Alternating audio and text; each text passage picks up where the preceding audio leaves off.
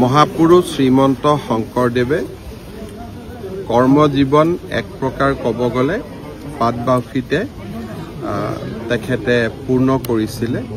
18 বছৰ 6 মাহ কাল পাটবাউসীত থাকি তেখেতৰ জীৱনৰ অমূল্য ৰচনাৱলী ইয়াতেই প্ৰণয়ন কৰিছিলে। মই পাটবাউসীত অহাৰ সময়তে ঘোষণা কৰিছিলোঁ যে পাটবাউসীত আমি এটা প্ৰকল্প নিৰ্মাণ কৰিম যাতে এই গোটেই সম্পদসমূহ আৰু গুৰুজনাৰ জীৱনৰ এটা ডাঙৰ অধ্যায় আমি নৱপ্ৰজন্মৰ কাৰণে সংৰক্ষণ কৰি থৈ যাব পাৰোঁ।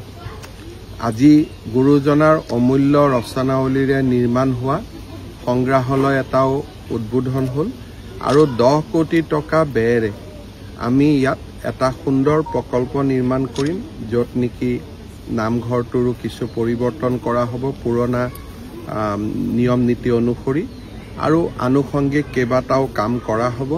লগতে অতিথিশালাটো আমি পূৰ্ণাংগভাৱে নিৰ্মাণ কৰিম।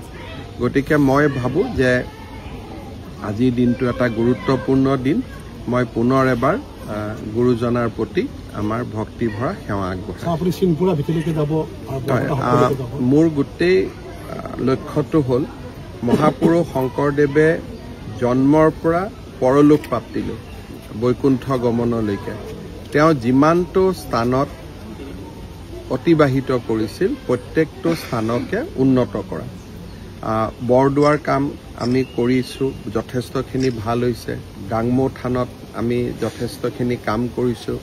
পাটবাউসীত হ'ব, সোণপুৰা ভেটিত হ'ব, আৰু মধুপুৰতো আমি প্ৰায় 50 কোটি টকাৰ এটা ডাঙৰ আঁচনি ৰূপায়ণ কৰিম।